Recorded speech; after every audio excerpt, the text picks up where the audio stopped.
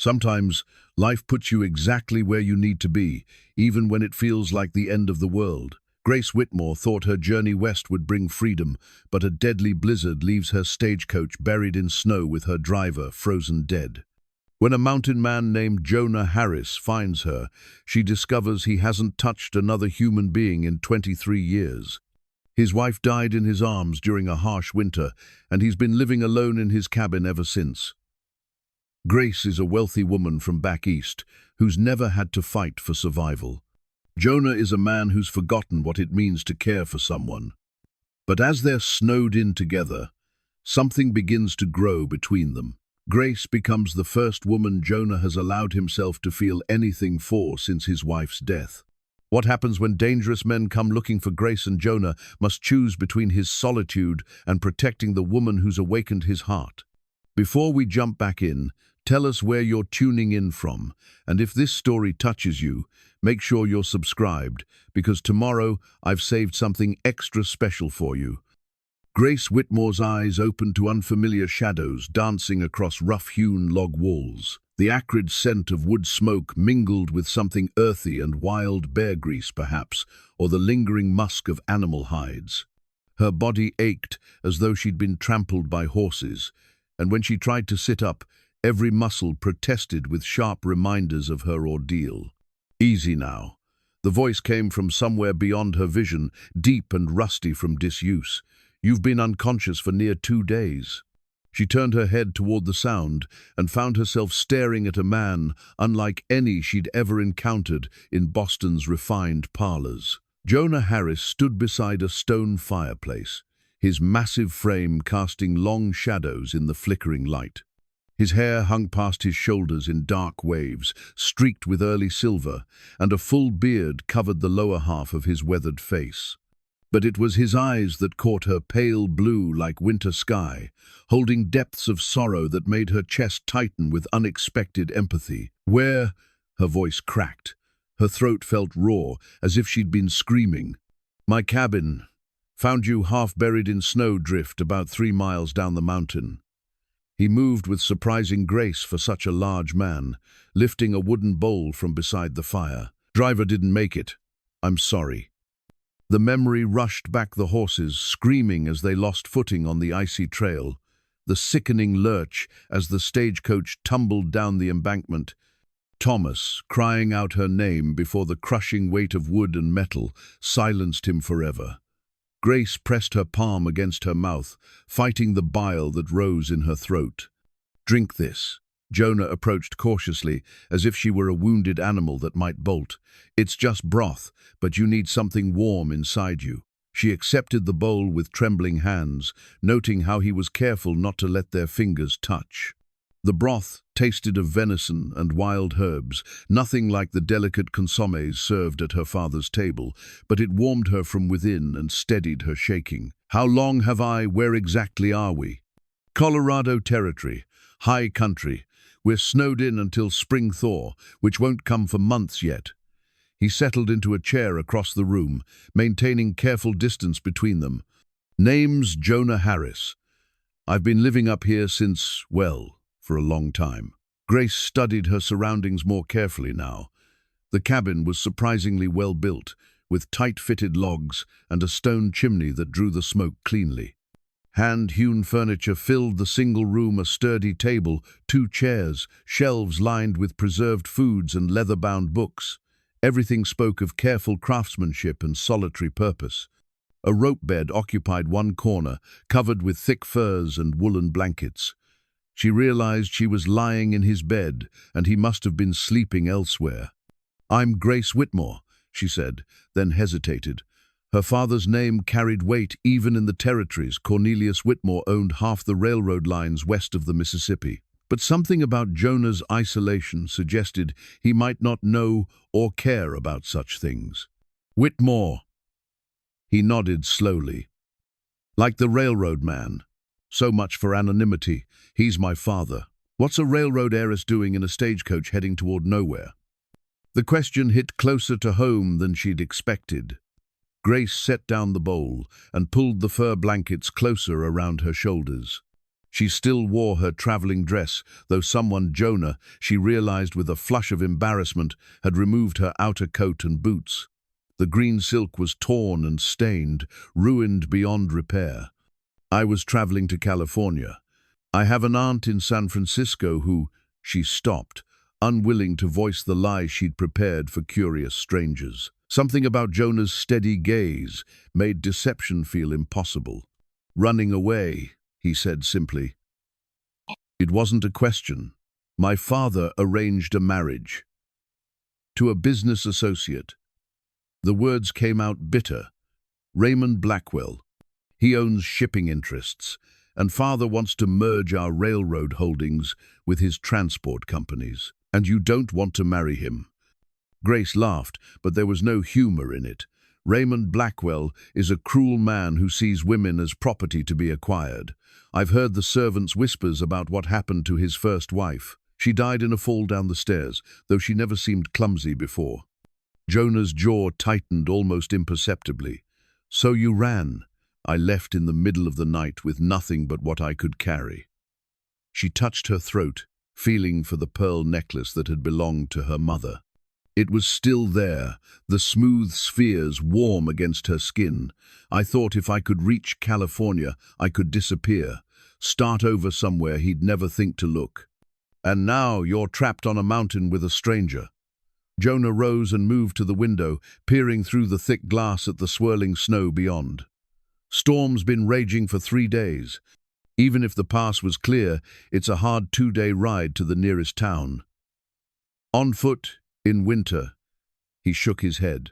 Grace absorbed this information, fighting down panic. How long until spring? 4 months, maybe 5. Depends on when the snow breaks. 4 months.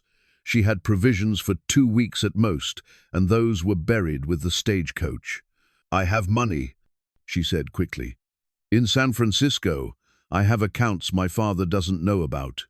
I can pay you for food, shelter. Don't need money. Jonah's voice was flat. Wouldn't do me any good up here anyway. Then what do you need? She heard the desperation creeping into her voice and tried to control it. For a long moment, he didn't answer. When he finally turned from the window, something in his expression made her breath catch. Pain lived in those blue eyes, old and deep as canyon walls. I need you to understand something, Miss Whitmore. I've been alone on this mountain for 23 years. Haven't spoken to another human being in more than 8 months. He struggled with the words. I'm not good at this anymore. Having someone here, it's difficult, she finished softly. He nodded. I'll see you through to spring. Won't let you starve or freeze.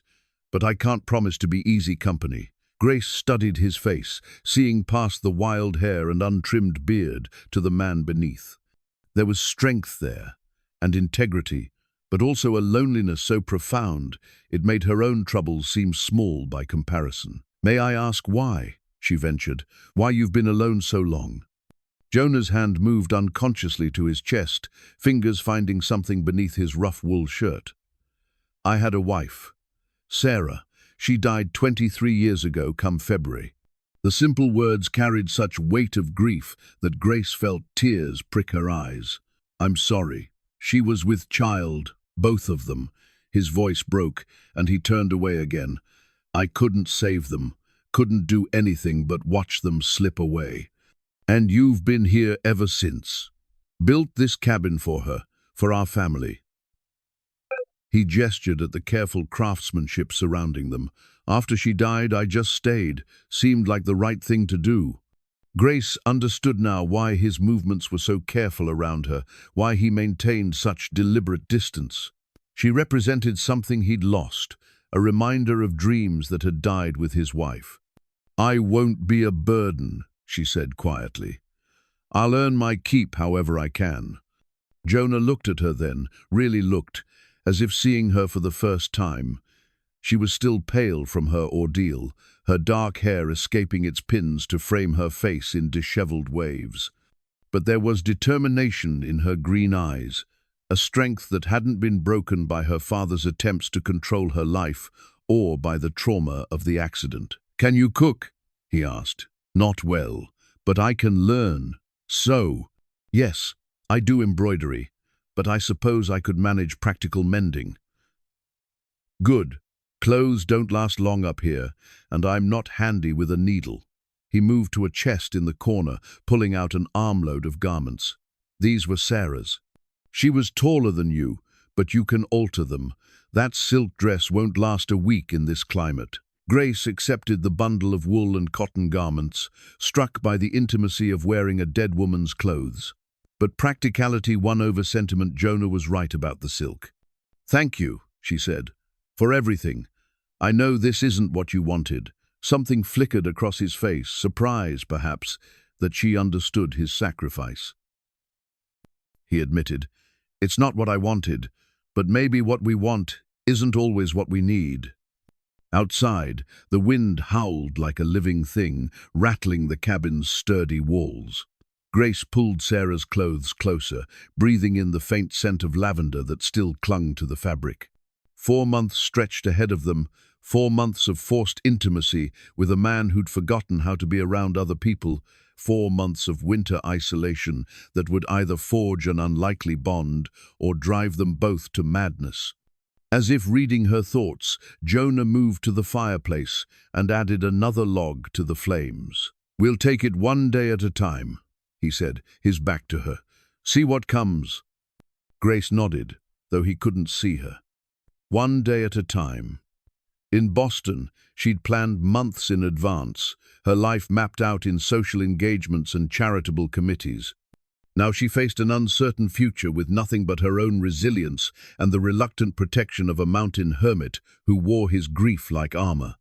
But as she watched Jonah tend the fire with gentle, practiced movements, she found herself thinking that perhaps uncertainty wasn't the worst thing that could happen to a person. Perhaps sometimes you had to lose your way completely before you could find where you truly belonged.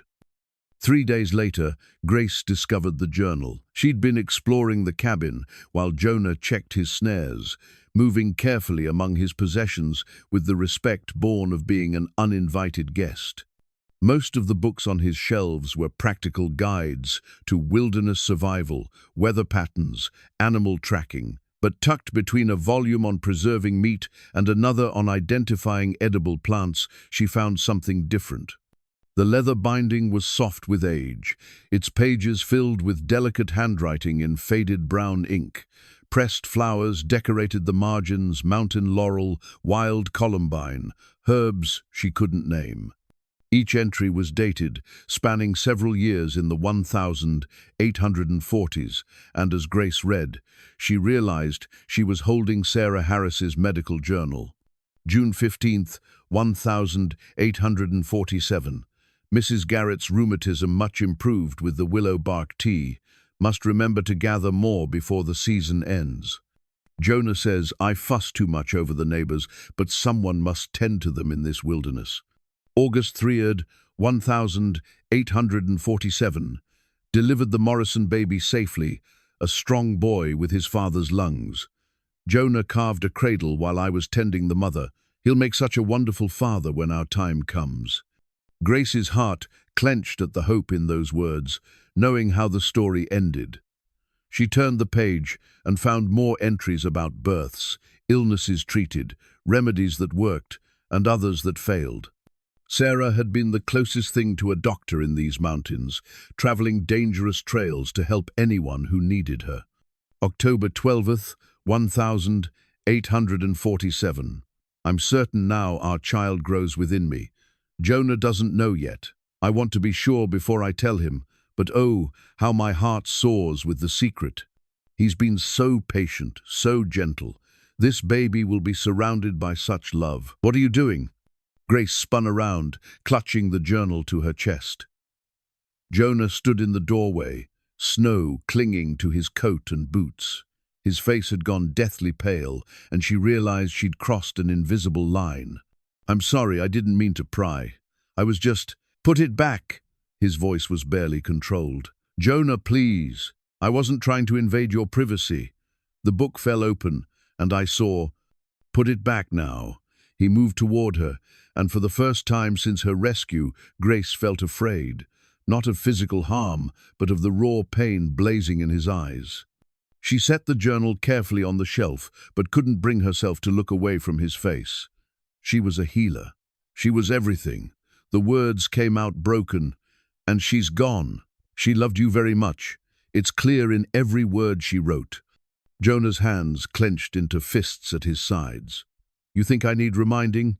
You think I don't know what I lost? I think you've been carrying guilt that isn't yours to bear. The accusation hung between them like a challenge. Grace knew she was overstepping, but something in Sarah's words compelled her to continue. She writes about helping other women deliver babies safely. She knew the risks. She chose to have a child anyway because she loved you that much. And I killed them both. Jonah's voice cracked. I couldn't save them, couldn't do anything but watch them die. You didn't kill them. Sometimes terrible things happen, and there's no one to blame. Easy words from someone who's never held their dying wife in their arms. Grace flinched, but pressed on. You're right. I've never experienced that kind of loss. But I've watched my father destroy himself with guilt over my mother's death. She died of consumption when I was 12, and he convinced himself that if he'd found better doctors, spent more money, moved her to a different climate. It's not the same thing. Isn't it? Grace moved closer, close enough to see the unshed tears in his eyes. You've been punishing yourself for 23 years for something that was never your fault. Sarah wouldn't want that for you. Don't. He backed away from her. Don't tell me what she'd want. She'd want you to live, not just survive. The words hit their mark. Jonah staggered, as if she'd struck him, his face cycling through pain, anger, and something that might have been hope before settling back into familiar granite. You don't know anything about it, he said quietly. You're a spoiled rich girl, running from an unpleasant marriage. You have no idea what real loss feels like. The insult stung because it held a grain of truth. Grace's problems were nothing compared to his tragedy. But she'd also seen something in that journal, in the careful way he'd preserved every page, that told her he wasn't as resolved to his isolation as he pretended. Maybe you're right, she said. Maybe I am just a spoiled rich girl. But I'm also the first person you've talked to in months, and the first woman to set foot in this cabin since Sarah died. That has to mean something. That has to mean something. Before he could respond, she moved past him toward the door. I need some air. Don't go far. There are wolves. I won't go far. Grace stepped into the bitter afternoon, wrapping one of Sarah's wool cloaks around her shoulders. The snow had stopped falling, but the wind cut through the fabric like knives.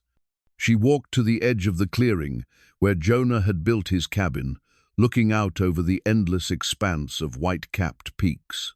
Behind her, she heard the cabin door close with deliberate softness. He wasn't angry anymore, she realized. He was scared. Scared of feeling something other than grief, scared of betraying Sarah's memory, scared of opening his heart only to lose everything again. Grace understood that fear better than he knew.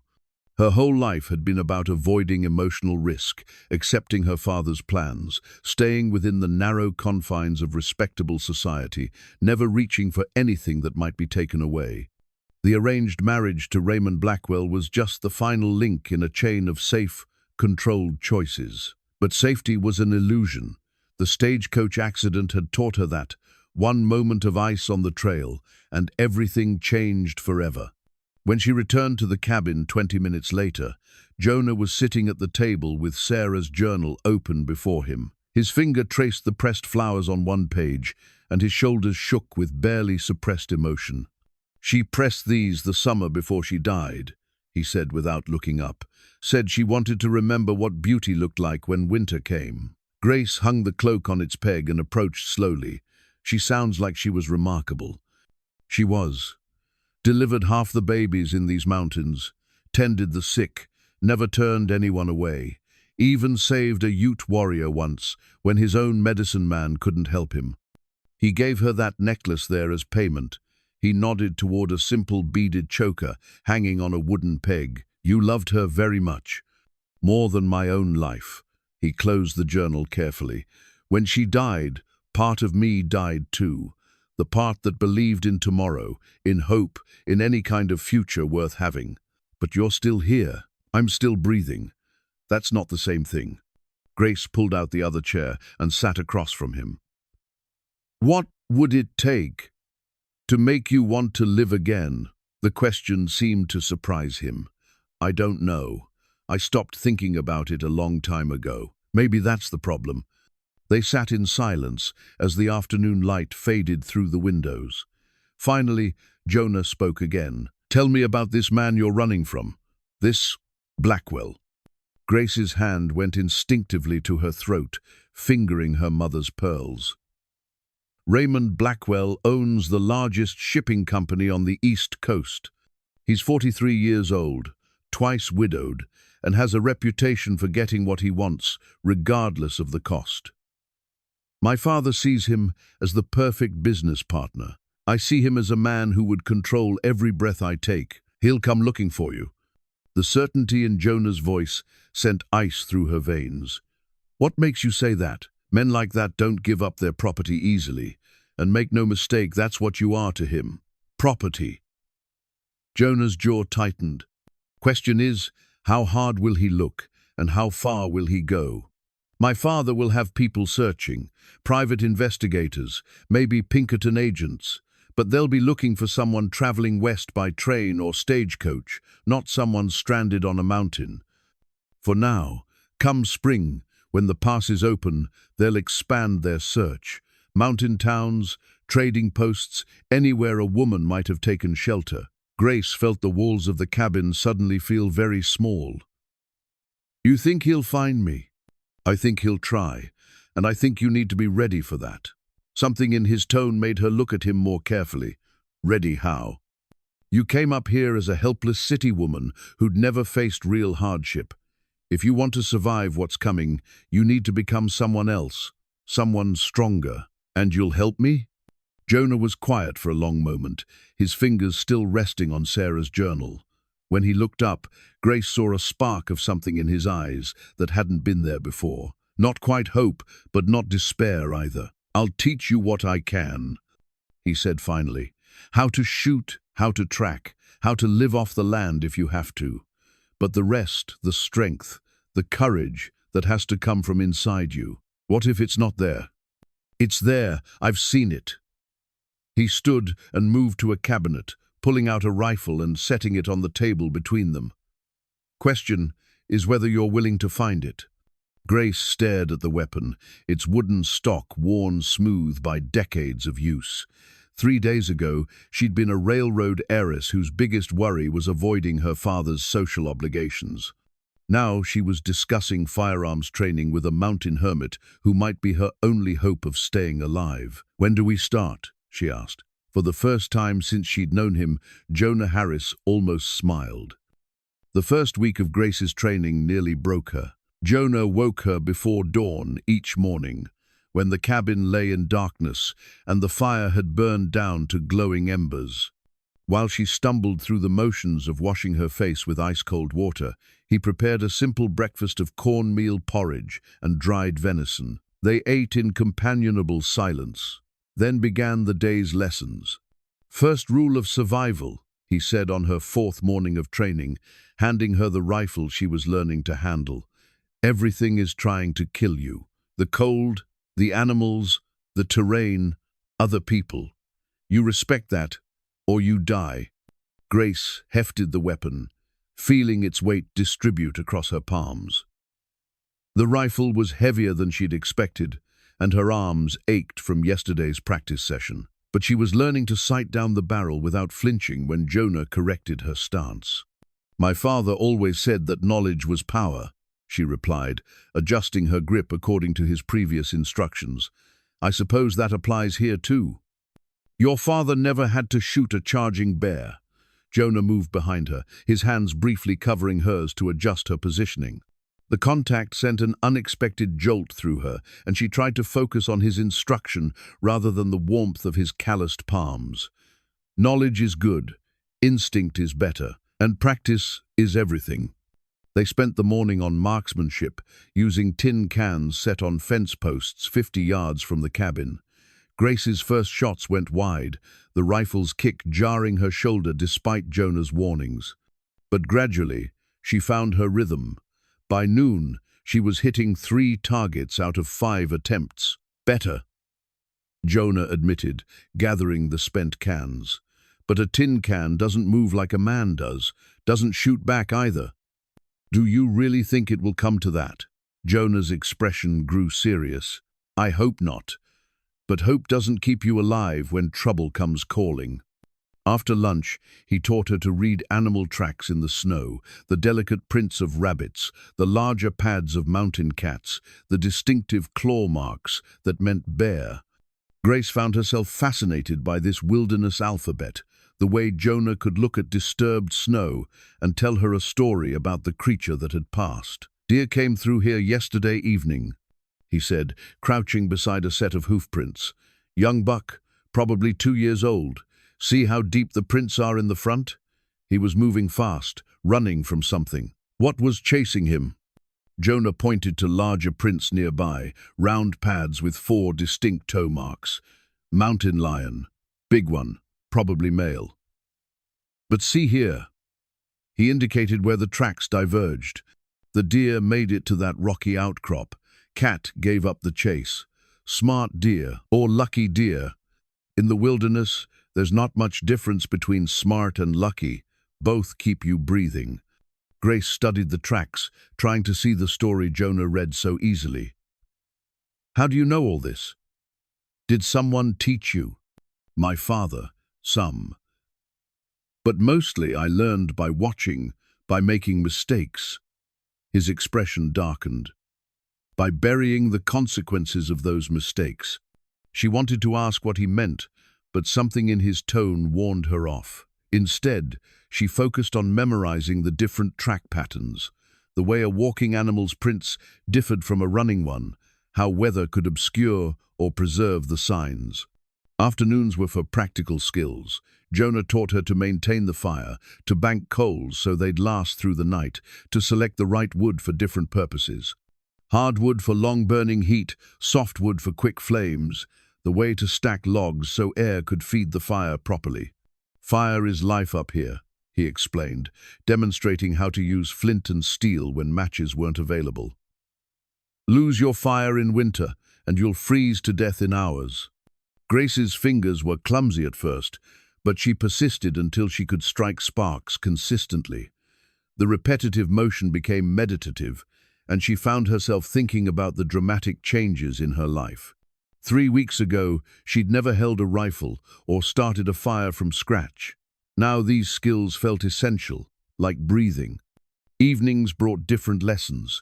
Jonah showed her how to mend clothes with sturdy field stitches, how to waterproof leather with animal fat, how to preserve meat by smoking and salting. His hands moved with unconscious grace as he demonstrated each technique, and Grace found herself watching him with growing appreciation. You made all the furniture, she observed one night as he carved wooden pegs to repair a broken chair. The table, the beds, the shelves. Had plenty of time. His knife moved in smooth, controlled strokes, shaving paper-thin curls from the hardwood. Winter nights are long when you're alone. Grace examined the chair more closely, noting the careful joinery, the way each piece fit perfectly with the others. The craftsmanship spoke of patience and skill, but also of love. This furniture had been built for a home, not just shelter. You were making a life here, with Sarah. Jonah's hands stilled on the carving. We planned to have children, fill this cabin with family. He resumed his work, but his movements had grown mechanical. Foolish dreams, not foolish, beautiful. Beautiful dreams that turned into nightmares. Grace set down the sock she was darning and moved to the window. Outside, snow continued to fall in the steady, relentless way of mountain winter. The world beyond the glass looked cold and hostile, but inside the cabin, warmth and light created a pocket of safety. Do you ever think about leaving? She asked. Going back to civilization? What would I do there? I'm not the same man who came up here 23 years ago. Maybe that's not such a bad thing. Jonah looked up from his carving, studying her face in the firelight. You're different too than when you first arrived. Grace considered this. Her hands had grown calloused from rifle practice and wood chopping. Her fair skin had taken on the ruddy glow of someone who spent time outdoors. Most importantly, she felt different inside, stronger, more self-reliant. I like the person I'm becoming up here, she admitted. I never realized how small my life was before, how much of it was about avoiding difficulty rather than embracing challenge. This mountain changes people, strips away everything that doesn't matter, leaves only what's essential. What's essential about you? The question seemed to surprise him. He set down his knife and studied his hands, scarred, capable hands that could build furniture or field dress. A deer with equal skill. I don't know anymore, he said finally. Used to think I knew exactly who I was. Husband, future father, provider. When Sarah died, all that disappeared. But you're still a protector. You saved my life. That was circumstance. Was it? You could have left me in the snow, could have taken me to the nearest town as soon as the weather cleared. Instead, you brought me here, shared your home, started teaching me to survive. That's not circumstance, that's choice. Jonah was quiet for a long moment, considering her words. Outside, the wind picked up, rattling the cabin's windows and sending snow spiraling past the glass. Maybe, he said finally, or maybe I'm just tired of being alone. The admission hung between them, vulnerable and honest. Grace felt something shift in her chest, a warmth that had nothing to do with the fire in the hearth. I'm glad you saved me, she said softly. Not just because I would have died, but because I think we both needed this chance to become something different. And what are you becoming, Grace Whitmore? She smiled, thinking of the morning's target practice, the calluses forming on her palms, the way she now moved through the cabin with confident familiarity. Someone who doesn't run away anymore, she said. Someone who stands and fights. By the end of her second week, Grace had transformed her appearance as dramatically as her skills. The elaborate bustle and multiple petticoats of her ruined traveling dress had given way to Sarah's practical wool skirts and sturdy cotton blouses. She'd altered them to fit her smaller frame, cutting away yards of excess fabric and hemming everything to a sensible length that wouldn't catch on cabin furniture or outdoor obstacles. The torn silk dress now served as cleaning rags, its once precious fabric reduced to utilitarian scraps. Grace felt no sadness at its destruction. The garment belonged to a different woman, one who existed in drawing rooms and attended charity luncheons. This new version of herself needed clothes that could withstand rifle practice and wood chopping. You look like you belong here now, Jonah observed one morning as Grace emerged from behind the privacy screen, wearing a deep blue wool dress she'd finished altering the night before. She glanced down at herself, noting how the practical garments changed not just her appearance but her posture. Without restrictive corsetry and layers of silk, she moved more freely, more confidently. I feel like I belong here, she admitted, then paused, surprised by her own words. Is that strange? 3 weeks ago, I would have called this place primitive. Now I can't imagine wanting to live anywhere else. Jonah was preparing their morning meal, his movements efficient and practiced. Mountain life suits some people better than others. Sarah took to it right away, said she felt more herself here than she ever had in town. It was the first time he'd mentioned his wife without visible pain, Grace realized. The sharp edges of his grief were beginning to soften, worn smooth by their daily conversations and shared routines. Tell me about her, Grace said, settling at the table. What was she like? Jonah handed her a bowl of porridge, then took his own seat across from her. Strong. Stronger than me in most ways. She could deliver a baby in the middle of a blizzard, then come home and bake bread like nothing had happened. He smiled slightly at the memory. Stubborn, too. Once she set her mind on something, there was no changing it. She sounds wonderful. She was. But she was also practical.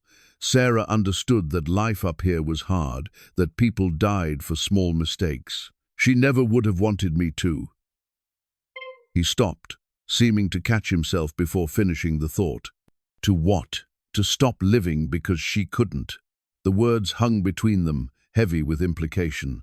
Grace reached across the table and touched his hand briefly, a gesture of comfort that felt natural despite their short acquaintance. Maybe it's time you started listening to her again. Before Jonah could respond, a sound from outside made them both freeze. It was subtle, the soft crunch of snow under careful footsteps, the kind of sound an animal might make, or a person trying not to be heard. Jonah was on his feet instantly, moving to the window with the fluid Grace. Grace had learned to associate with his wilderness instincts. He peered through the glass, his body tense with alertness. "What is it?" Grace whispered. "Maybe nothing, but something spooked the horses." He moved to the rifle rack beside the door, selecting a weapon and checking its load. Could be a predator, or... The footsteps came again, closer this time. Definitely human, Grace realized with a spike of fear. Someone was circling the cabin, trying to remain undetected. "Stay back from the windows," Jonah murmured, motioning her toward the far corner of the room. "If shooting starts, get behind the bed and stay down."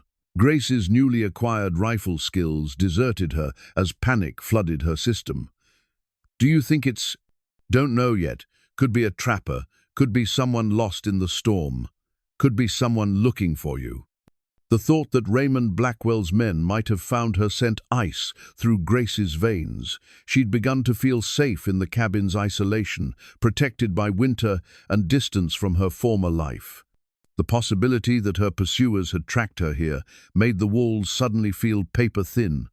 Jonah positioned himself beside the door, rifle ready but not yet aimed. "If it's trouble, follow my lead. Don't hesitate, don't second-guess. Hesitation gets you killed." A knock echoed through the cabin, 3 slow, deliberate raps that somehow managed to sound both polite and ominous. "Jonah Harris?" The voice was male, unfamiliar, with a slight accent Grace couldn't place. "I'm looking for Jonah Harris." Jonah's jaw tightened, but he didn't answer immediately. Grace could see him thinking, weighing options and risks. "Who's asking?" he called finally. "Name's McCready. Tom McCready. I'm tracking someone, and I heard you might have seen something." Grace felt her heart stop. A tracker, probably hired by her father or Blackwell to find her. She met Jonah's eyes across the room and saw her fear reflected in his expression. "Don't know any McCready," Jonah replied, "and I haven't seen anyone up here in months." "That's strange, because I found stagecoach wreckage down the mountain. Driver's body, too. But no passengers." The voice moved along the cabin's front wall as McCready continued circling. Tracks led this direction before the snow covered them. Grace pressed herself against the wall, her breath coming in short, panicked gasps. This was it, the confrontation she'd dreaded. She thought of Raymond Blackwell's cold eyes, his reputation for violence, and knew that being found meant more than just returning to an unwanted marriage. It meant disappearing entirely. "Lots of animals pass through here," Jonah said. "Could have been anything making those tracks." "Could have been, but I'm thinking it was a woman, wealthy woman from back east, probably scared and running from something. Her family's real worried about her." "Sorry, I can't help you." There was a pause. Then McCready's voice took on a different tone, harder, more threatening. "See, here's the thing, Harris. I know someone's in there with you. I can smell 2 kinds of soap, and I count 2 coffee cups on your table through that window. So why don't you save us both some trouble and just open the door?" Grace saw Jonah's grip tighten on his rifle. She realized with growing terror that this wasn't going to end with conversation. "Last chance, Harris. Open up. Or I'll open it for you. Like hell you will."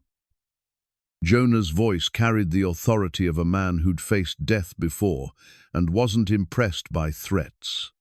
The first shot shattered the cabin's front window, sending glass cascading across the floor.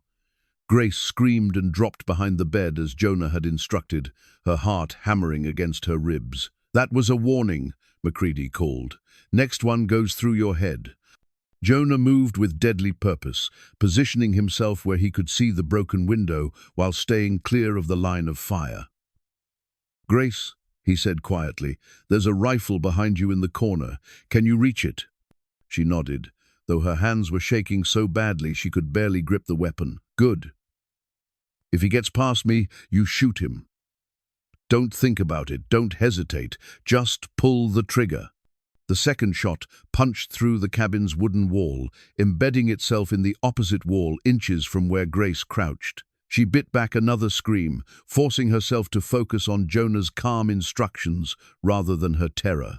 "I've got men surrounding this place," McCready shouted. "You're outnumbered and outgunned. Send out the woman, and nobody else has to die." "He's lying," Jonah said quietly.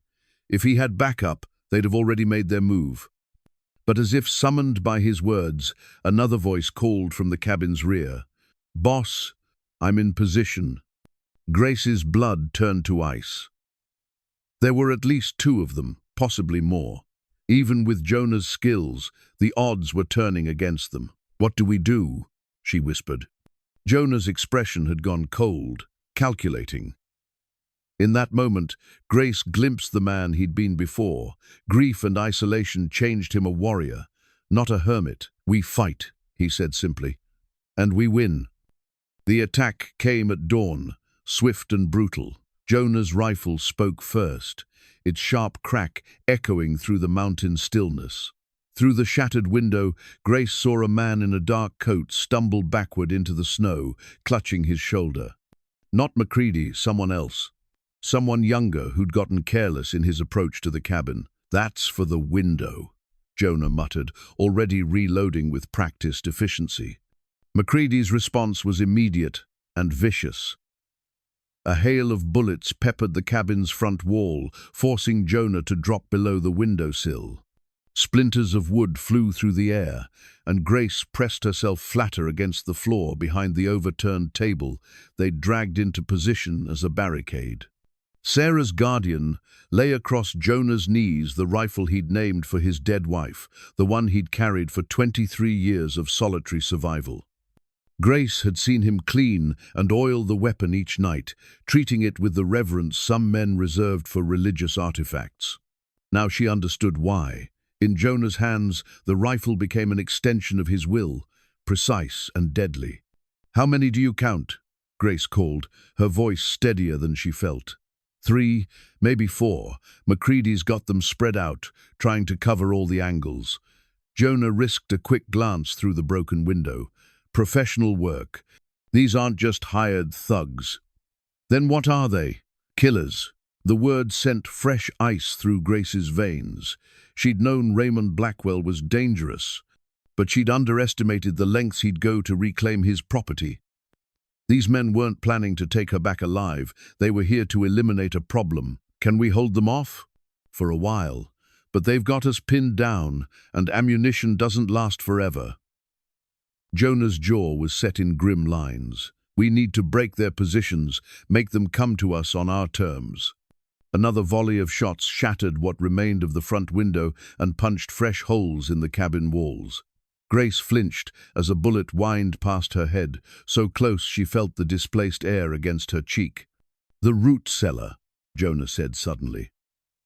"There's a tunnel that leads from the cellar to the woodshed. Sarah and I dug it in case we ever needed an escape route. You want to run? I want to flank them. They expect us to stay holed up in here like trapped animals. Instead, we're going to become the hunters." Grace understood his strategy, but the thought of leaving the cabin's relative safety terrified her. Outside, McCready's men could be anywhere, waiting in ambush. "What about the wounded one?" "He's out of the fight for now. Shoulder wound will slow him down, but it won't kill him." Jonah's expression was coldly practical. "We'll have to finish what we started."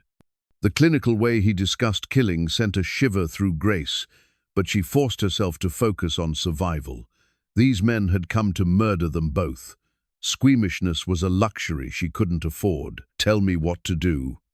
Jonah's eyes met hers, and she saw approval there. "Follow me to the cellar. Stay low. Move fast. Once we're in the tunnel, I'll go left toward the woodshed. You circle right. Get behind that big pine where you can cover the cabin's rear. I'm not sure I can. You can.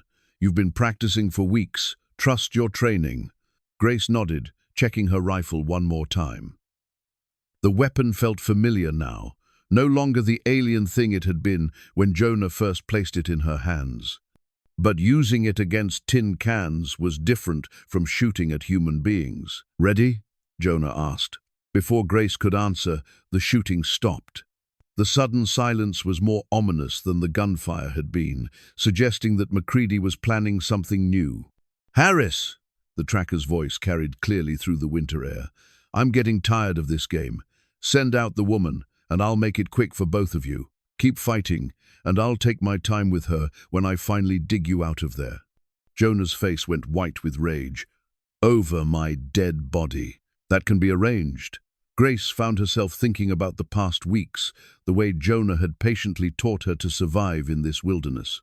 He'd given her more than practical skills, he'd given her confidence, purpose, a sense of who she could become. The idea of MacCready's men dragging her back to Raymond Blackwell, of all that growth being stripped away, filled her with fury that burned hotter than fear. "Let's go," she said. They moved like shadows through the cabin, Grace following Jonah's lead as he navigated around furniture and debris.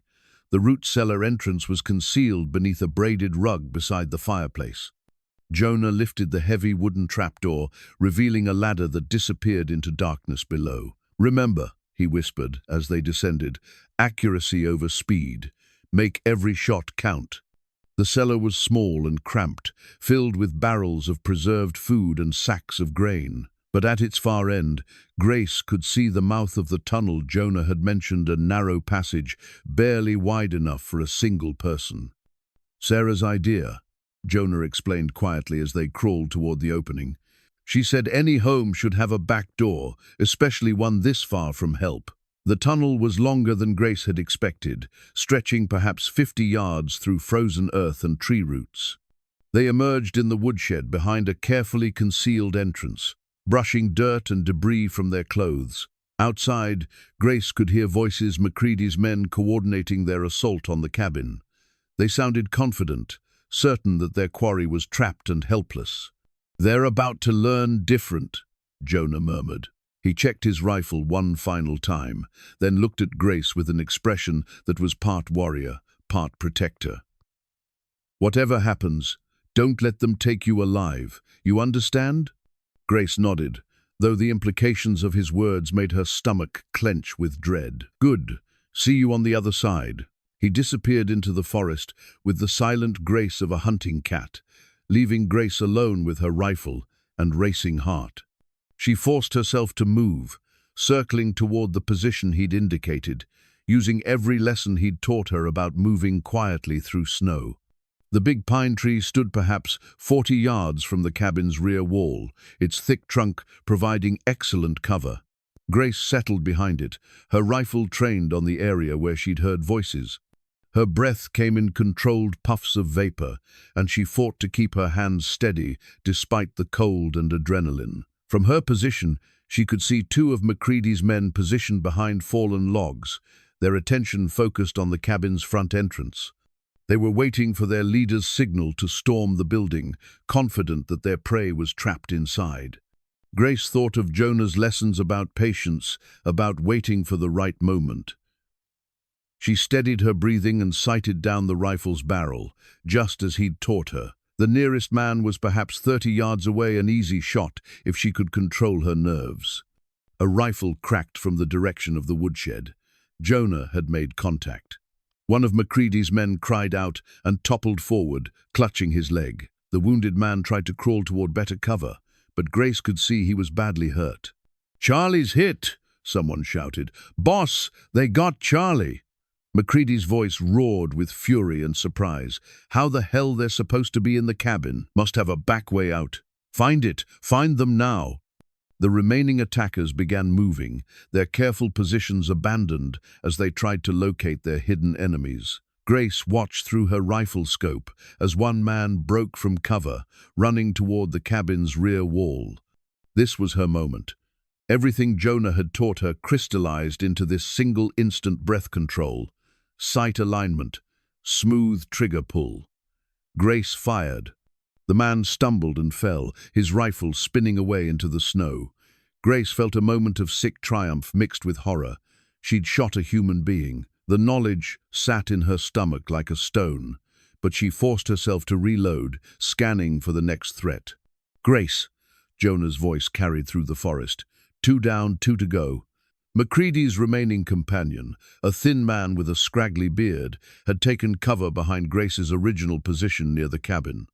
He was firing wildly now, panic replacing professional calm as his easy capture became a deadly game of survival. "Jenkins, where are you?" MacCready called. "Jenkins!" No answer came. Grace realized with grim satisfaction that Jonah had eliminated another threat. That left only MacCready himself and the bearded man she could see from her position. "Last chance, Harris." MacCready's voice had lost its earlier confidence. "Call this off now, or—" Jonah's rifle spoke again, and the bearded man's head snapped back before he crumpled into the snow.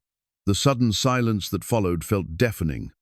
"Just you and me now, MacCready," Jonah called from somewhere in the woods. "Your men are dead or dying. Time to settle this like men. Go to hell, Harris. The woman's mine, and I'm taking her back. Over my dead body. That's the idea." Grace heard movement through the trees, someone approaching her position.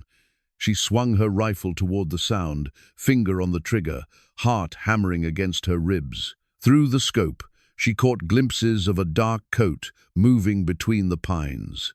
MacCready had found her.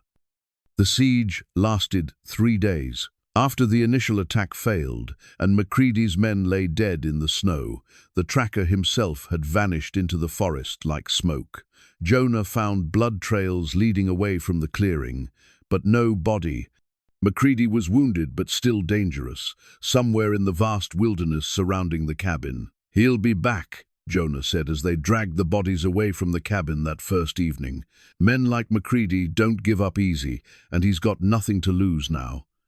Grace helped him search the dead men's belongings, looking for clues about who had hired them and how many more might be coming. What they found made her blood run cold. "Look at this." She held up a telegram from one of the attacker's pockets. "It's from Raymond Blackwell. He's offering $5,000 for my return, $10,000 if I'm delivered to a specific address in Denver." Jonah studied the telegram's contents, his expression growing darker. "This isn't about marriage anymore. These are bounty hunter prices." "What do you mean?" $5,000 for capture, 10 for delivery to a specific location. That's elimination money. Blackwell doesn't want you back. He wants you disappeared. The implication hit Grace like a physical blow. "But why? If I'm already missing, if everyone thinks I died in the stagecoach accident?" "Because you're not just anyone. You're Cornelius Whitmore's daughter. As long as you're alive, there's a chance you could surface later, inherit your father's railroad empire, cause problems for whatever deal Blackwell's cooking up." Grace sank into one of the cabin's hand-carved chairs, overwhelmed by the scope of the conspiracy against her. "My father must be in on it. He has to know what kind of man Blackwell really is. Or Blackwell's got something on your father. Blackmail, debt, business leverage. Rich men have all kinds of ways to control each other." Over the next 2 days, they worked to fortify the cabin against MacCready's return. Jonah showed Grace how to construct firing positions that offered protection while maintaining clear fields of view. They moved furniture to create internal barriers, stockpiled ammunition, and prepared escape routes through multiple exits. During the long winter evenings, with rifles always within reach, they found themselves talking about deeper things than survival tactics. The shared danger had stripped away the last of their careful politeness, leaving raw honesty in its place. "Tell me about your mother," Jonah said one night as they played chess by firelight. The hand-carved set was a masterpiece of patient craftsmanship, each piece unique and perfectly balanced. Grace had come to love these quiet moments between vigilance shifts, when they could pretend the world beyond the cabin walls didn't exist. She was beautiful, Grace said, moving her knight to threaten his bishop. Not just physically, though she was that too. Beautiful in her kindness, her ability to see good in everyone.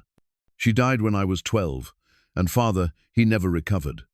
He threw himself into business, building the railroad empire as a monument to her memory. Is that why you became so important to his plans? The railroad princess who'd marry well and expand the family legacy?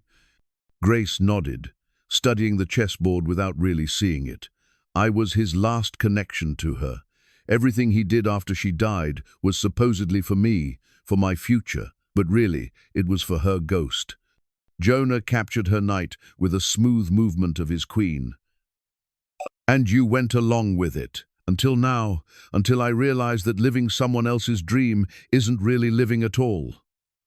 She looked up from the board to meet his eyes. What about you? Did you always want to be a mountain man? I was a blacksmith before I came up here. Had a shop in Denver, decent business, plans to expand. Jonah's fingers found the chain around his neck, unconsciously, the one that held Sarah's wedding ring. Met Sarah at a church social. She was visiting from back east, staying with relatives. Most beautiful woman I'd ever seen. But more than that, she was alive in a way that made everyone around her seem half asleep. Love at first sight. Something like that. We were married 6 months later, moved up here because she wanted to help the settlers and miners who had no access to medical care. I built this cabin with my own hands, every board and beam chosen specifically for her. Grace moved her bishop, though her attention was entirely on Jonah's words. You must have been so happy. Happiest man alive. Every morning I'd wake up thinking I was the luckiest soul on earth. His voice caught slightly. Then she got pregnant, and we thought things couldn't get any better. What happened? During the birth, I mean. Jonah was quiet for so long, Grace thought he wouldn't answer. When he finally spoke, his voice was barely above a whisper. Breech presentation. Baby was turned wrong. Couldn't come out naturally. Sarah struggled for 18 hours while I held her hand and watched her weaken. By the time I realized we needed help, the nearest doctor was 2 days' ride away in weather too bad to travel. You couldn't have known. I should have taken her to town before her time came. Should have insisted on staying near medical help. Instead, I let her convince me that mountain women had been having babies for generations without fancy doctors. Grace reached across the chessboard and covered his hand with hers. She was a healer herself. She would have known the risks better than anyone.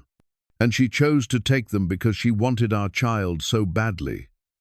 Jonah's thumb traced Sarah's ring through his shirt. Lost them both. Sarah bled to death while I held our son beautiful, perfect, but he never took a breath. Tears ran down Grace's cheeks as she imagined his agony. 23 years of grief and guilt, 23 years of punishing himself for circumstances beyond his control. I'm so sorry. After that, I couldn't face going back to the world. Couldn't pretend to care about horseshoes and wagon wheels when the only things that mattered were buried on the hill behind this cabin. So you stayed. I stayed. Figured I'd live out my days up here, maybe join them when winter finally claimed me. Never planned on. He gestured vaguely at the space between them. On what? On caring about someone again. On having something worth protecting. The admission hung between them like a bridge neither was quite ready to cross. Grace felt her heart racing, aware that they were approaching territory more dangerous than Macready's bullets. Jonah. A sound from outside cut her off, the soft scrape of snow being disturbed by careful footsteps. Both of them froze, hands moving instinctively toward their weapons. He's back, Jonah whispered. Grace blew out the oil lamp, plunging the cabin into darkness lit only by the fire's dying glow. Through the repaired window, she could see moonlight on snow, shadows that might be trees or might be men. How long do you think he'll wait this time? She breathed. Not long. He's wounded, probably running out of supplies. This is his last chance. As if summoned by Jonah's words, Macready's voice carried through the night air, closer than before. I know you're listening, Harris. I've got a proposition for you. Grace discovered the letter by accident, While cleaning Sarah's medical journal the morning after Macready's latest threat, the binding split slightly, revealing a hidden compartment she'd never noticed. Inside, folded into a careful square and yellowed with age, was a single sheet of paper covered in Sarah's familiar handwriting. "My dearest Jonah, if you are reading this, then God has called me home, as I feared he might. I have hidden this letter where only someone who truly cares for my things would find it, hoping that someday, perhaps years from now, it will find its way to you when you need it most." Grace's hands trembled as she continued reading, aware that she was intruding on something intensely private, but unable to stop. "I know you will blame yourself for whatever happens to me and our child. You will think you failed us, that you should have done something different, been something more. My darling husband, this is the burden I fear most about leaving you, not death itself, but the weight of unearned guilt you will carry. Please know that I came to this mountain knowing the risks. I chose to have our baby here not out of recklessness, but because I wanted our child born in the home you built with such love. I wanted to give birth surrounded by the life we created together, not in some sterile town where you would pace the floors alone while strangers tended me. If the worst happens, you must not let it destroy you. I have loved you with every breath I've taken since the day we met, and that love demands something of you now. It demands that you live, really live, not just survive. You were made for love, Jonah, made to build and create and protect. Don't waste those gifts in isolation. Our child may not survive to need your guidance, but somewhere there will be other children, other souls who need what you have to offer. Our love may end with my death, but your capacity for love must not. I want you to remarry. I want you to find happiness again.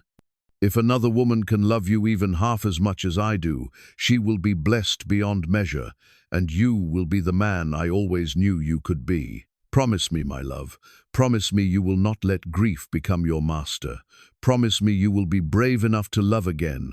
Until we meet in glory, your devoted wife, Sarah." Grace sat in stunned silence, tears streaming down her face as the implications of Sarah's words sank in. For 23 years, Jonah had been carrying guilt that his dying wife had specifically begged him to release. For 23 years, he'd been honoring her memory by doing the exact opposite of what she'd wanted for him. "Grace," Jonah's voice came from the doorway. "What's wrong?" She looked up to find him standing there with an armload of firewood, his expression shifting from concern to shock as he saw what she held in her hands. "Where did you get that?" "It was hidden in the journal binding. I think she meant for you to find it someday." Grace held out the letter with shaking hands. "You need to read this." Jonah set down the wood and approached slowly, as if the paper might bite him. "I can't. If it's from Sarah, if it's something she wrote, please, it's important." With obvious reluctance, Jonah took the letter and began to read. Grace watched his face cycle through disbelief, pain, and something that might have been hope, before settling into an expression of profound sadness. "She wanted me to remarry," he said finally, his voice hollow. "She wanted me to find someone else. She wanted you to be happy. How could she think I could ever love anyone else? How could she ask that of me?" Grace stood and moved closer, close enough to see the unshed tears in his eyes. "Because she loved you more than her own memory. Because she knew that 23 years of grief wasn't what love looks like, it's what fear looks like. You don't understand. Sarah was everything to me. Everything good and pure and worthy in my life. How do I honor that by forgetting her? You don't forget her. You honor her by doing what she asked, by living." Jonah crumpled the letter against his chest, his shoulders shaking with suppressed emotion. "I tried to die, you know. That first winter after she was gone. Stopped eating, stopped maintaining the fire. Figured I'd just let the cold take me. Let us be together again. What stopped you? A wolf pack attacked the cabin. 3 of them, driven by hunger to take risks they'd never normally take. I had to fight to save my life. And afterward I realized that Sarah would have been ashamed of me for giving up so easily. Grace thought of Sarah's letter, of a dying woman's desperate plea for her husband to embrace life instead of surrendering to death. "So you survived, but you never really lived." "I couldn't. Every time I tried to move forward, I felt like I was betraying her memory. And now—" Jonah looked at Grace with an expression that was part wonder, part terror. "Now I don't know what to think. For weeks, I've been feeling things I swore I'd never feel again, caring about someone other than myself, wanting to protect them, to—" He stopped, unable or unwilling to finish the thought. "To what?" Grace prompted gently. "To love them." The admission hung between them like a bridge, finally ready to be crossed. Grace felt her heart racing as she realized that everything had changed.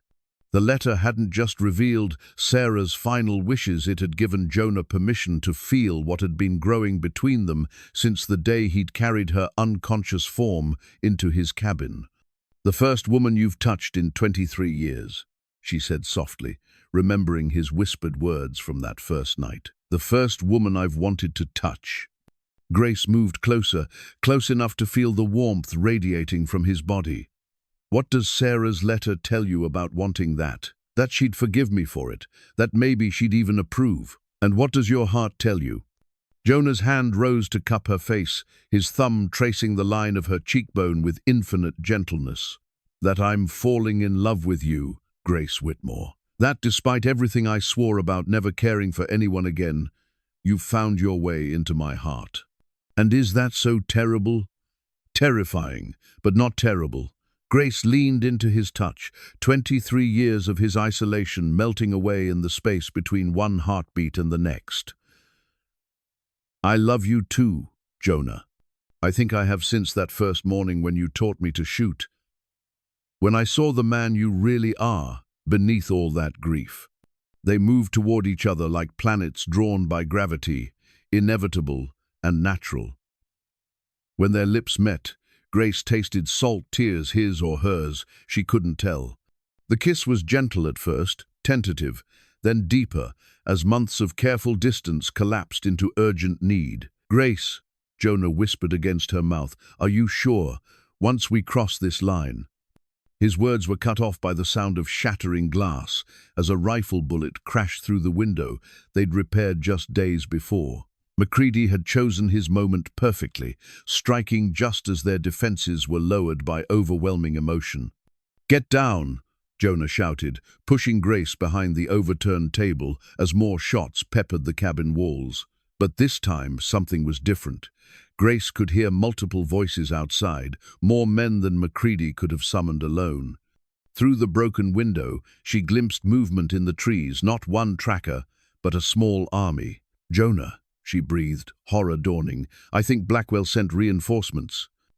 The pocket watch had stopped at 3:47. Jonah held his father's timepiece in his weathered hands, its silver case catching the firelight as Grace bandaged a graze on his shoulder from the latest attack. The watch had been a wedding gift from Sarah, presented on their first anniversary, with a promise that their time together would be measured not in hours, but in decades of shared happiness. It had stopped the moment Sarah died, as if time itself had refused to continue without her. For 23 years, Jonah had carried the silent watch like a talisman of his grief, unwilling to wind it and let it mark the passage of days that meant nothing without her. Now, as McCready's reinforcements surrounded the cabin and Grace's gentle hands tended his wounds, Jonah felt something shift deep in his chest. Sarah's letter lay open on the table between them, her words echoing in his memory. "Promise me you will be brave enough to love again. We can't hold them off much longer," Grace said quietly, securing the bandage with practiced efficiency. Her weeks of mountain living had transformed her from a pampered heiress into someone who could tend wounds without flinching, who could reload a rifle under fire without missing a beat. "I know." Jonah studied her face in the lamplight, memorizing every detail, the determined set of her jaw, the way her dark hair escaped its pins to frame her cheeks, the green eyes that had learned to look at danger without blinking. "Grace, if they take you, they won't. If they do," he continued firmly, I want you to know that these past weeks have been the best of my life since Sarah died. You brought me back to the world, made me remember what it means to hope for tomorrow."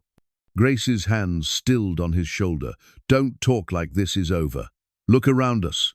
8 men with rifles, probably more coming. We're low on ammunition, trapped in a cabin that's more hole than wall at this point."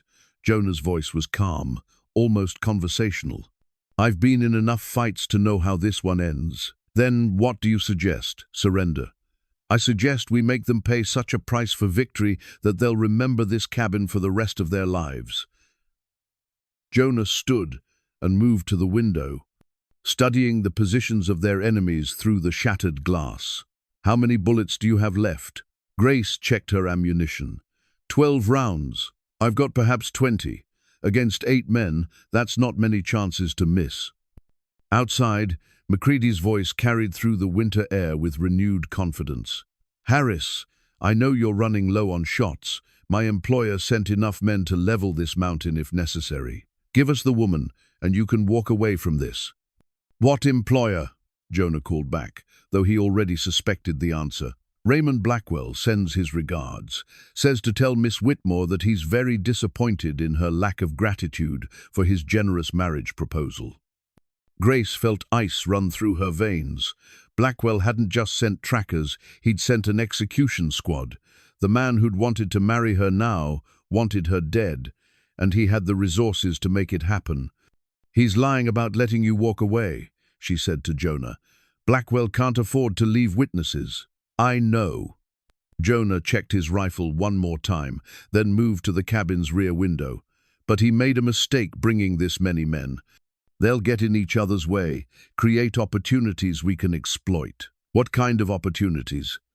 Jonah was quiet for a moment, his tactical mind working through possibilities.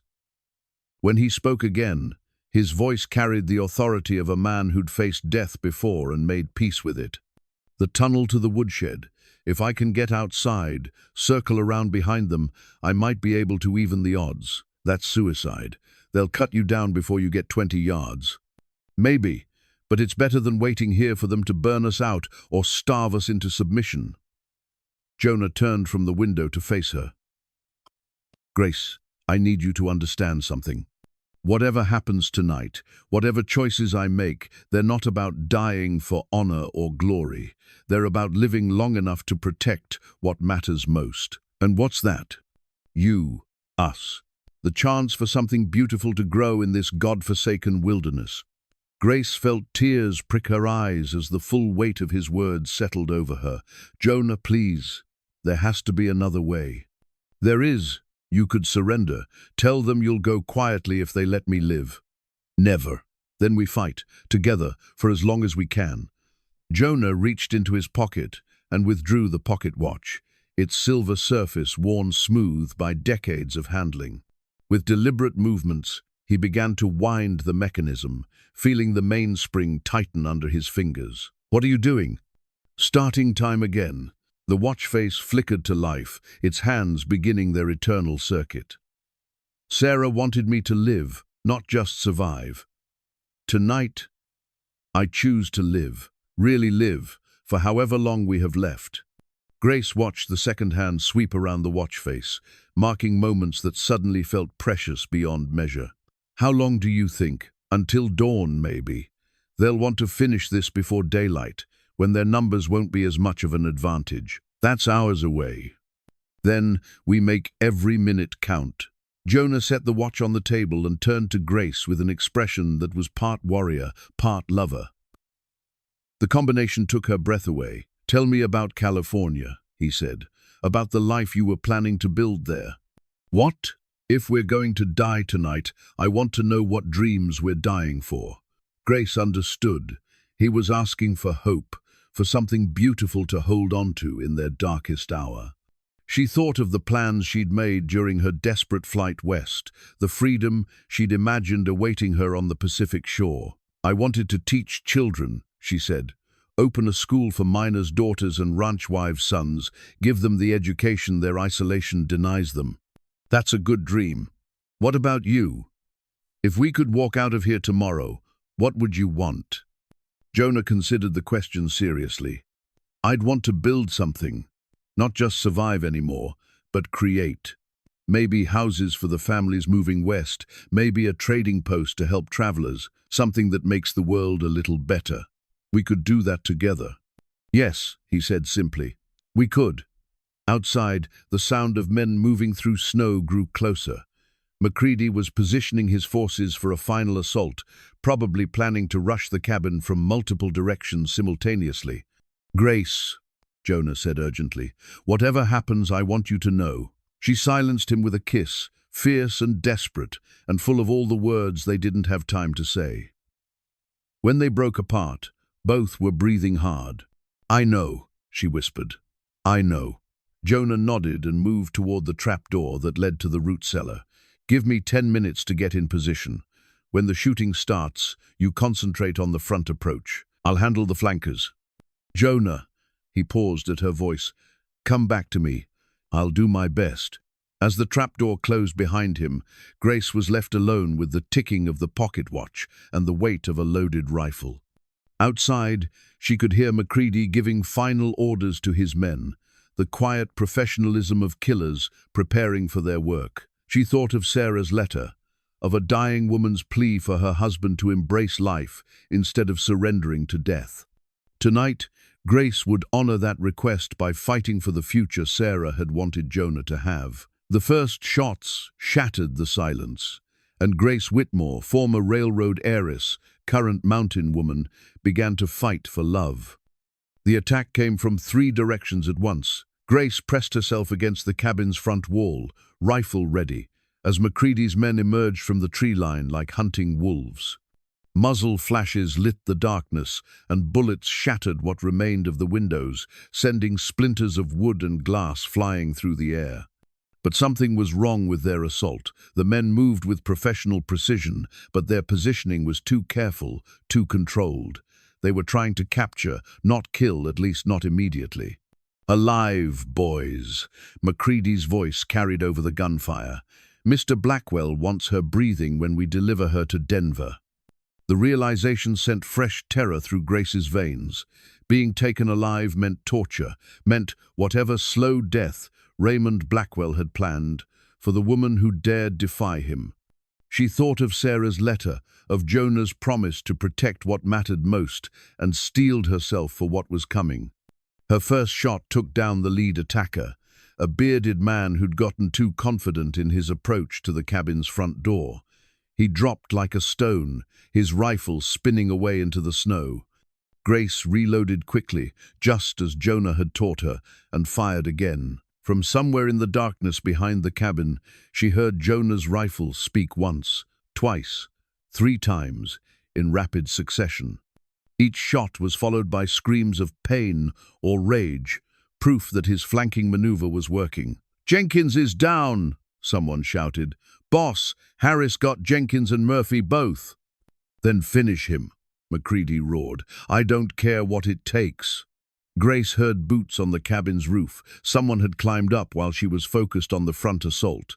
She swung her rifle toward the ceiling just as a section of wooden planking exploded inward. A man dropped through the opening, landing hard but rolling to his feet with practiced ease. He was young, maybe 25, with cold eyes and scarred hands that spoke of violence as profession rather than passion. Grace fired without thinking, catching him in the shoulder and spinning him around. But he kept moving, drawing a pistol despite his wound. "Drop the rifle, sweetheart," he said, blood running down his arm. "Make this easy on both of us." Grace's answer was another shot that missed by inches, splintering the wall behind his head. The young killer dove for cover behind Sarah's old rocking chair, and Grace found herself in a deadly game of cat and mouse inside the cabin that had become her home. Outside, Jonah's battle was reaching its crescendo. Grace could hear him moving through the forest like a ghost, his rifle picking off Macready's men with methodical precision. But there were too many of them, and even Jonah's wilderness skills had limits. Sarah's guardian spoke again from the woods, and another voice cried out in pain. That made 4 down, by Grace's count. 4 dead or wounded out of 8. If she could handle the man in the cabin, if Jonah could continue his guerrilla tactics. A bullet whined past her ear, snapping her attention back to her immediate threat. The wounded killer had found an angle of attack, using the rocking chair as mobile cover while he maneuvered for a clear shot. "You're just making this harder on yourself," he called, his voice tight with pain. "Blackwell's going to have you either way. Question is whether you're walking or crawling when he gets his hands on you." "Neither," Grace replied, steadying her rifle against the doorframe. "I'm not going anywhere with Raymond Blackwell." "That's what you think."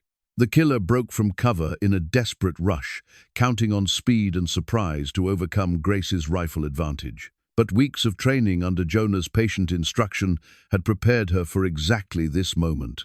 She didn't panic, didn't hurry her shot.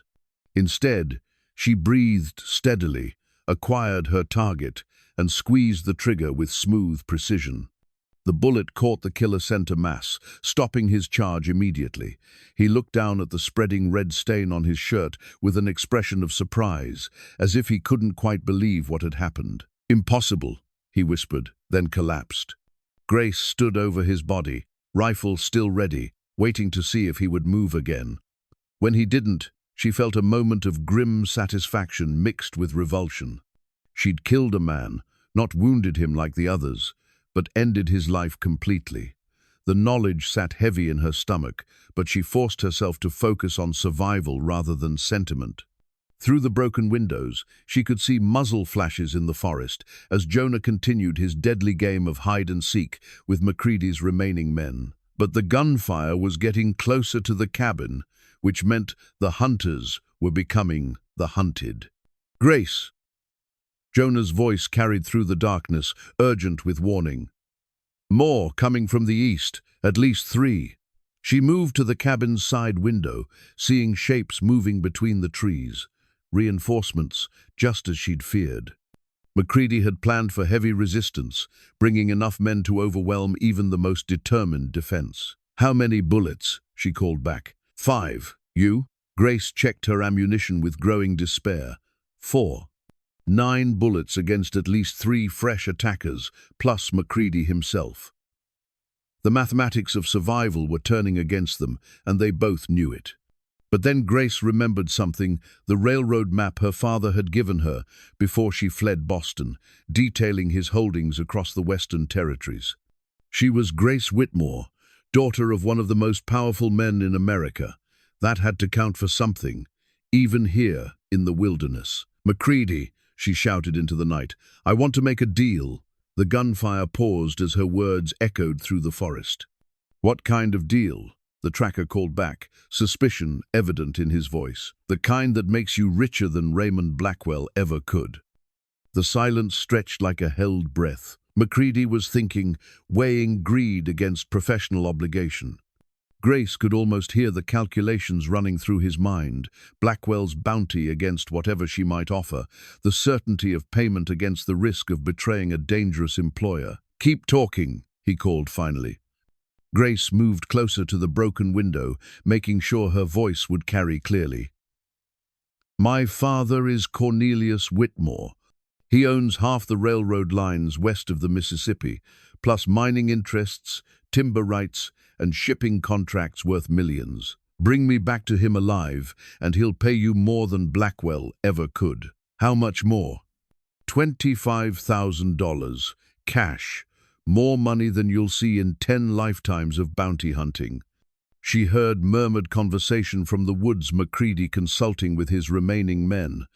The pause gave Jonah time to reposition himself, and Grace caught a glimpse of his shadow moving between the pine trees. "And why would your daddy pay to get back a daughter who ran away from home?" Macready's voice was closer now, perhaps 30 yards from the cabin. "Because I'm his only heir. Because the railroad empire dies with me if I'm not there to inherit it." Grace injected desperation into her voice, the kind of fear a cornered heiress might genuinely feel. "Blackwell wants me dead so he can take over my father's holdings. But if I'm alive, if I testify about his murder attempts, you're saying Blackwell's been lying to us?" "I'm saying he's been using you, The marriage contract he showed my father. It includes provisions that transfer railroad ownership to Blackwell if I die before producing an heir. He doesn't want a wife, he wants a business acquisition. The accusation hit its mark. Grace could hear angry voices from the forest, Macready's men realizing they'd been manipulated into a conspiracy that went far beyond simple bounty hunting. Even if that's true, Macready called, how do I know your father will pay? How do I know this isn't just another lie to save your skin? Grace reached into her dress and withdrew the railroad map, unfolding it so the moonlight caught its detailed markings. Because I can prove who I am. I have documents, maps, information about railroad holdings that only Cornelius Whitmore's daughter would possess. She held the map up to the window where Macready could see it, gambling that his greed would overcome his caution. "Boss," one of his men said loudly enough for Grace to hear, "if she's telling the truth about Blackwell." "I know what it means," Macready snapped. "It means we've been played for fools." From the darkness beyond the cabin, Jonah's voice cut through the night with deadly calm. "It means you're all dead men." The words carried such quiet certainty that Grace felt a chill run down her spine. This wasn't Jonah, the grieving hermit, speaking. This was someone else entirely, someone forged by loss and tempered by 23 years of mountain survival.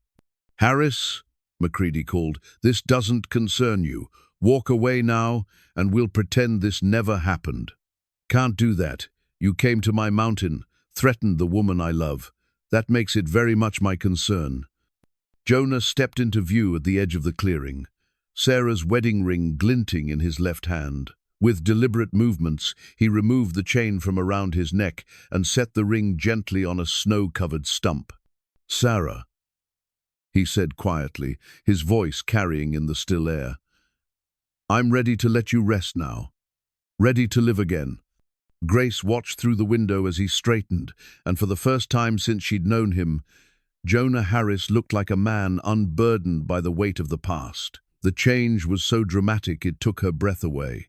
"Last chance," Macready warned. "There are 4 of us left, and you're just one man. One man with nothing left to lose and everything worth protecting." Jonah raised Sarah's guardian, the rifle that had been his companion through decades of solitude. "Care to test those odds?"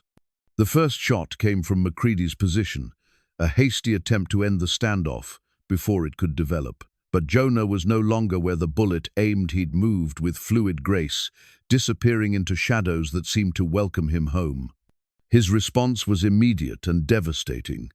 Sarah's guardian spoke once, and one of Macready's men cried out, clutching his leg as he toppled from behind a fallen log. "3 now," Jonah called conversationally.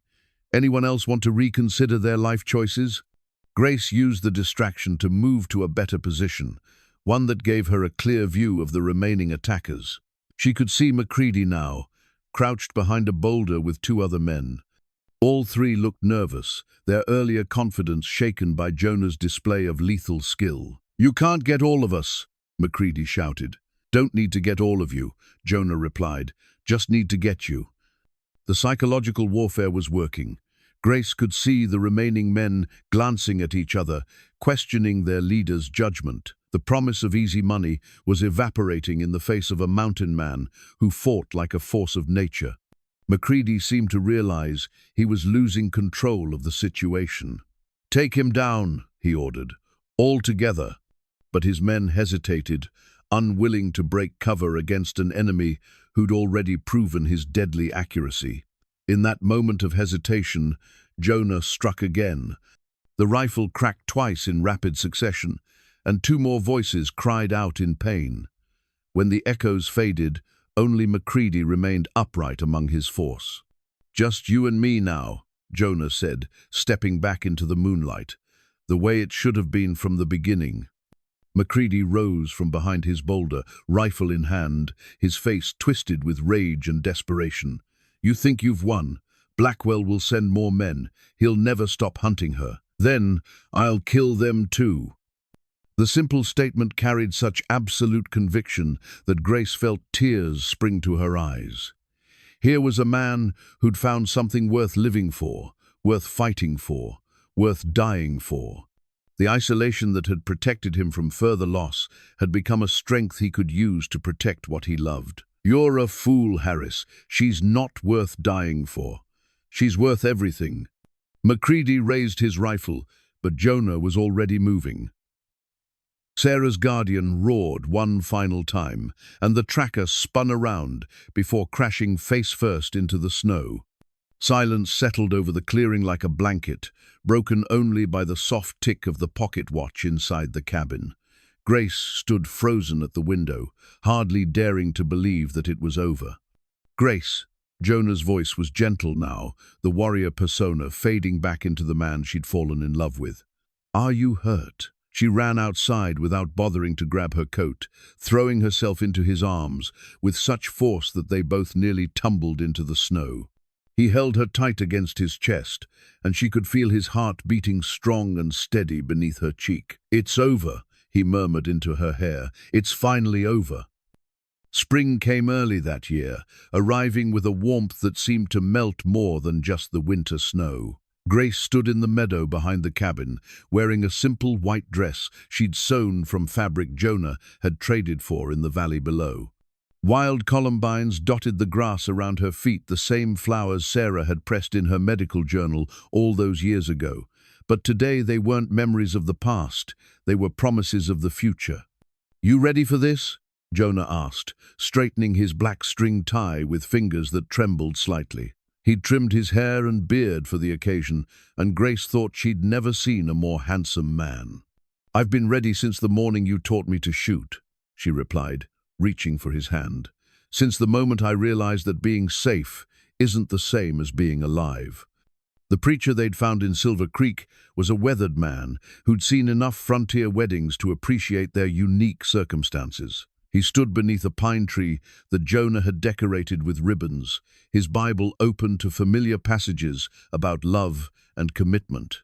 "Dearly beloved," he began, his voice carrying across the meadow, "we are gathered here in the sight of God and these mountains to join this man and woman in holy matrimony." Grace thought of the journey that had brought them to this moment, the stagecoach accident that had seemed like the end of the world. The desperate flight from Raymond Blackwell's ambitions, the gradual awakening of love in a cabin built by grief and transformed by hope. Blackwell himself was dead now, killed in a Denver saloon by one of his own associates who'd grown tired of the shipping magnate's increasingly erratic behavior.